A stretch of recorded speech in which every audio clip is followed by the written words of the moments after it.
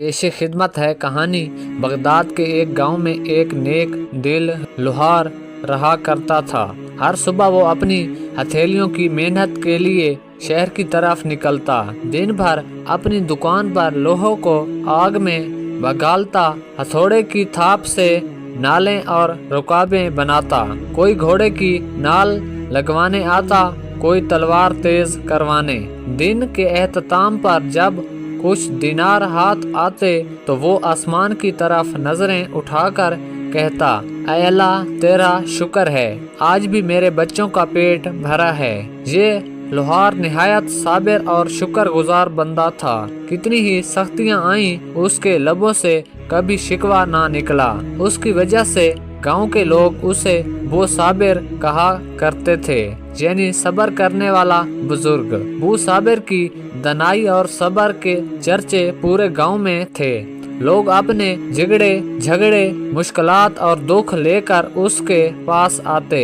وہ نرم لہجے میں سب کو سمجھاتا، بیٹا جلد بازی نہ کرو، ہر مشکل کا حل صبر میں ہے۔ ایک دن گاؤں کے آس پاس ایک جنگل میں ایک خونخوار شیر آ گیا۔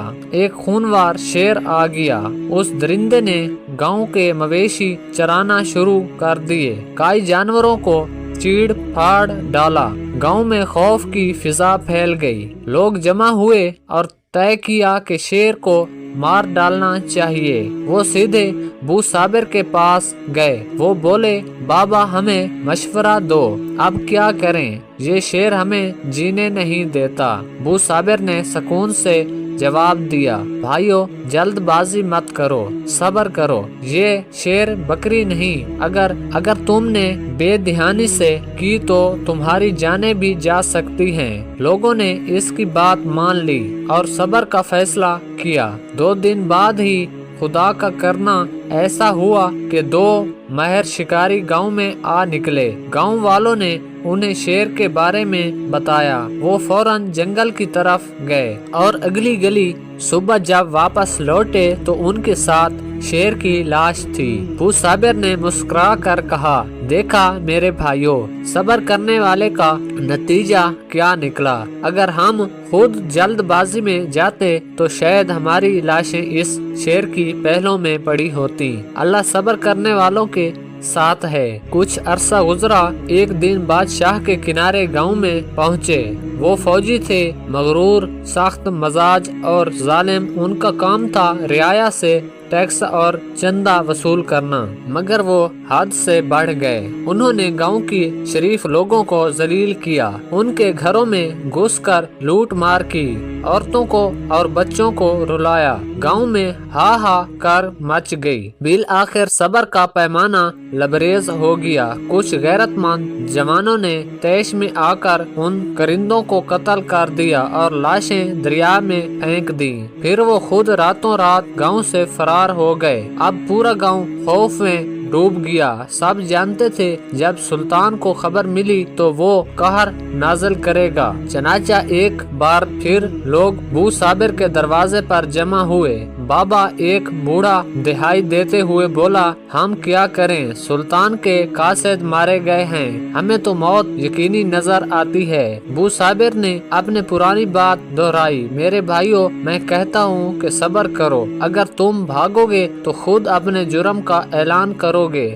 اللہ پر بھروسہ رکھو، وہی نجات دے گا۔ لیکن اس بار کچھ لوگ ڈرے ہوئے تھے، کچھ غصے میں۔ ایک جوان بولا، تیرے صبر نے ہمیں برباد کر دیا ہے، اب ہم خود سلطان کے پاس جائیں گے۔ بو صابر نے افسوس سے سر ہلایا، جا سکتے ہو، مگر یاد رکھو صبر کا پھل ہمیشہ میٹھا ہوتا ہے، چاہیے دیر سے ہی کیوں نہ ملے، مگر قسمت کو کچھ اور منظور تھا۔ سلطان کو جیسے ہی اپنے کرندوں کے قتل کی خبر ملی، وہ غصے سے آگ بگولا ہو گیا۔ اس نے فوجی دستہ بھیجا جس نے گاؤں کو چلا کر خاک کر دیا۔ گھروں میں آگ، آسمان پر دھول، چیخیں، سناٹا۔ گاؤں کی مائیں اپنی بچوں کو سینے سے چمکا کر رو رہی تھیں۔ جلتے گاؤں کے بیچ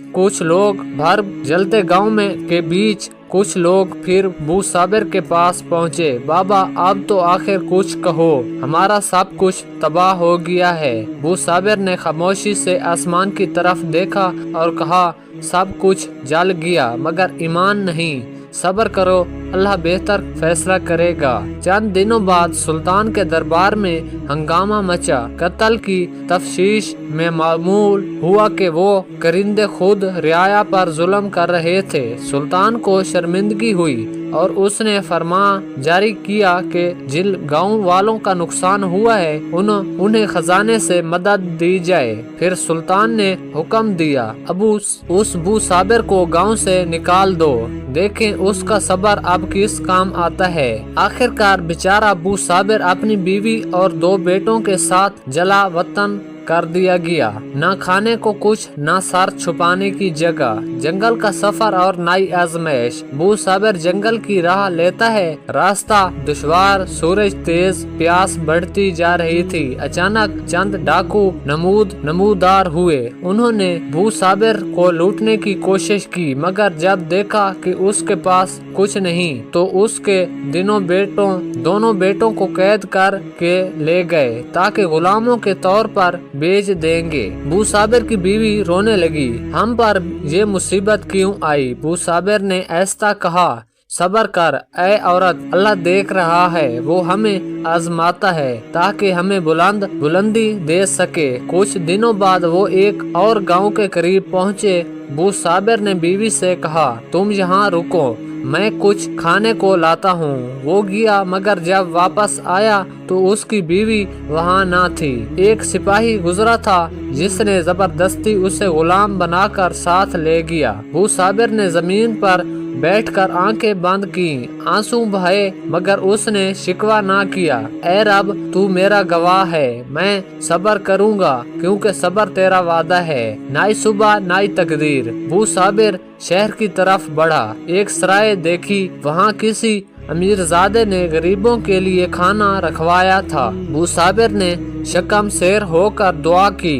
फिर उसने सराय के मालिक से पूछा, भाई मैं एक लोहार हूँ, कोई काम मिल सकता है? मालिक ने कहा, यहाँ लोहार बहुत हैं, मगर अगर तुम अमीर शहर के पास जाओ तो शायद कुछ मिल जाए, मगर जो काम मिले इनकार ना करना। बू साबिर ने शुक्रिया अदा किया और अमीर महल की तरफ रवाना हुआ। अमीर संगदिल आदमी था, वो एक किला बनवा रहा था। बू साबिर को पत्थर ढोने का काम दिया गया। वो दिन भर पसीना बहाता और शाम को बस 2 रोटियां पाता, लेकिन शुक्र अदा करता, सब्र करता। एक दिन एक मजदूर सीढ़ी से गिरकर जख्मी हो गया। वो दर्द से चिल्ला रहा था। बू साबिर ने उसके पास जाकर कहा, भाई सब्र कर, सब्र करने वालों के लिए अल्लाह का वादा है। इत्तफाक से वहाँ सुल्तान मौजूद था। सुल्तान ने गुस्से में कहा, यही वो शख्स है जो सब्र का दर्स देता फिरता है, उसे मेरे आंधे कैद खाने में डाल दो ताकि ये वहाँ सब्र कर सके। यूं बू साबिर को एक अंधेरे कैद खाने में डाल दिया गया, लेकिन उसने वहाँ भी सब्र ना छोड़ा। रातों को वो अल्लाह ताला से बातें करता, मेरे रब, मैं अकेला नहीं, तू मेरे साथ है। यहाँ तक अंधेरे कैद खाने में दिन गुजरते गए। कोई रोशनी नहीं, कोई बात करने वाला नहीं, बस एक आदमी और उसका यकीन। बू साबिर रातों में जमीन पर सजदा करता और आसमान की तरफ देखता, जहाँ सिर्फ अंधेरा था मगर दिल में रोशनी थी। वो कहता, ऐ मेरे रब, अगर ये मेरा इम्तिहान है तो मैं तेरा शुक्र अदा करता हूँ, तू जिस हाल में रखे बेहतर रखता है। दिन महीनों में बदल गए। एक रोज महल में शोर मचा। सुल्तान सख्त बीमार हो गया। उसका जिस्म हड्डियों का ढांचा बन गया। वो तड़प कर मरने लगा, मगर मरने से पहले उसने एक ऐसा राज छुपा रखा था जिसे सिर्फ अल्लाह जानता था।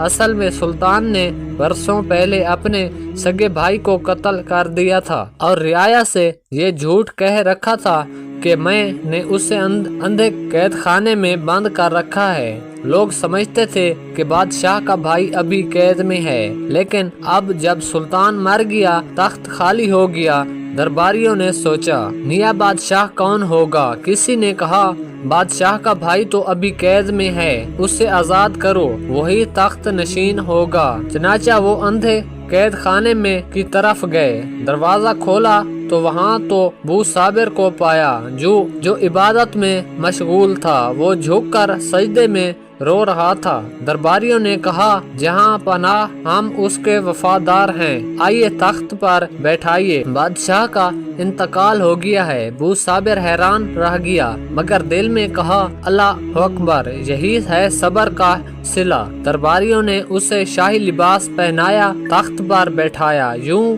بو صابر ایک بادشاہ بن گیا۔ صبر کا صلہ نیا سلطان بننے کے بعد بھی اس نے غرور نہیں کیا۔ وہ جانتا تھا کہ یہ اللہ تعالیٰ کا کرم ہے۔ اس نے رعایا پر انصاف قائم کیا، ظلم مٹا دیا اور ملک میں امن پھیل گیا۔ کچھ ہی دنوں میں اس کی شہرت پھیل گئی۔ لوگ کہنے لگے پہلی بار کسی بادشاہ نے غریبوں کا حال پوچھا ہے۔ اسی دوران ایک دن دربار میں ایک عورت فریاد لے کر آئی۔ اس کے چہرے پر تھکن تھی مگر آنکھوں میں امید کی چمک۔ اس نے کہا جہاں پناہ مجھے انصاف چاہیے، ایک سپاہی نے مجھے زبردستی غلام بنا کر رکھا ہے۔ بو صابر نے جیسے ہی اس کی آواز سنی دل دھڑک اٹھا۔ یہ تو اس کی اپنی بیوی تھی مگر اس نے اپنے جذبات کو چھپایا۔ دربار میں خاموشی سے کہا اس عورت کو میرے محل میں لے جایا جائے اور فوراً وہ سپاہی پیش کیا جائے جس نے اسے غلام بنایا۔ سپاہی حاضر ہوا۔ بو صابر نے نگاہ نیچی کر کے کہا تم نے ایک آزاد عورت کو غلام بنایا؟ سپاہی نے کانپتے ہوئے کہا بو صابر نے حکم دیا اسے قید خانے میں ڈالا جائے اور اسے کہا جائے کہ صبر کرے۔ دربار میں سناٹا چھا گیا۔ ایک وزیر نے سرگوشی کی عجیب بات ہے، کل تک بادشاہ رحم دل تھا، آج ایک عورت کو اپنے محل میں بھیج رہا ہے۔ مگر بو صابر خاموش رہا۔ اس کے دل میں طوفان تھا مگر لبوں پر صبر۔ بیٹوں کی واپسی۔ کچھ دن بعد دو تاجر دربار میں آئے۔ انہوں نے کہا جہاں پناہ ہم دو نوجوان غلام بیچنے آئے ہیں۔ یہ لڑکے بہت بہادر ہیں اور آپ چاہیں تو خرید لیں۔ بو صابر کی نگاہ جیسے ٹھہر گئی۔ وہ دونوں لڑکوں سے اپنے بیٹے تھے، چہرے مٹی سے اٹے ہوئے مگر آنکھوں میں باپ جیسی ہی روشنی۔ بو صابر نے ضبط سے کام لیا اور ایسا کہا انہیں میرے محل میں لے جاؤ اور ان تاجروں کو قید خانے میں ڈال دو۔ انہیں بھی صبر کی تلقین کرو۔ وزیر اب اور حیران ہوا جہاں پناہ آخر یہ سب کیا ہے؟ ایک عورت محل میں دو لڑکے غلام بنا کر لائے گئے اور آپ نے تاجروں کو قید کر رکھ دیا۔ بو صابر مسکرایا بیٹا سنو، میں تمہارے بادشاہ کا بھائی نہیں، میں ایک غریب لوہار ہوں جسے تمہارے سابق سلطان صبر کرنے والے کے جرم میں جلا وطن کیا تھا۔ آج وہی صبر مجھے ایک تخت پر لے آیا ہے۔ پھر اس نے سب کو کہانی سنائی۔ گاؤں شیر جلتا ہوا گاؤں، بیوی کی جدائی، بیٹوں کی قید اور قید خانے میں صبر۔ پورا دربار خاموشی سے سنتا رہا۔ جب وہ ختم ہوا تو وزیر نے جھک کر کہا جہاں پناہ ہم دل سے آپ کو اپنا بادشاہ مانتے ہیں، آپ نے صبر کا حق ادا کیا۔ چند دن بعد وہی پرانا ظالم سلطان جو بھاگ کر اپنی جان بچا رہا تھا بو صابر کے دربار میں پناہ مانگنے آ گیا۔ بو صابر نے اسے پہچان لیا اور کہا کیا تم مجھے نہیں جانتے؟ میں وہی غریب لوہار ہوں جسے تم نے صبر کے بدلے جلا وطن کیا تھا۔ آج دیکھ لو مجھے میرے صبر کا پھل ملا اور تمہیں تمہارے ظلم کا بدلہ۔ سلطان شرمندہ ہو گیا، آنکھوں سے آنسو بہنے لگے۔ بو صابر نے اسے معاف کیا۔ جا میں تجھے بھی صبر کی دعا دیتا ہوں، شاید اللہ تعالیٰ تیرے دل کو بدل دے۔ بو صابر کی بادشاہت میں ملک خوشحال ہو گیا۔ اس نے اپنے بیٹوں کو علم و انصاف سکھایا، اپنی بیوی کے ساتھ نئی زندگی شروع کی اور رعایا کو یہی نصیحت کرتا رہا صبر، محنت اور شکر۔ یہ تین نعمتیں اگر تمہارے پاس ہوں تو دنیا کی کوئی مصیبت تمہیں اگر گرا نہیں سکتی۔ یاد رکھو اللہ تعالیٰ صبر کرنے والوں کے ساتھ ہے، اس کا وعدہ سچا ہے، صبر کبھی ضائع نہیں جاتا۔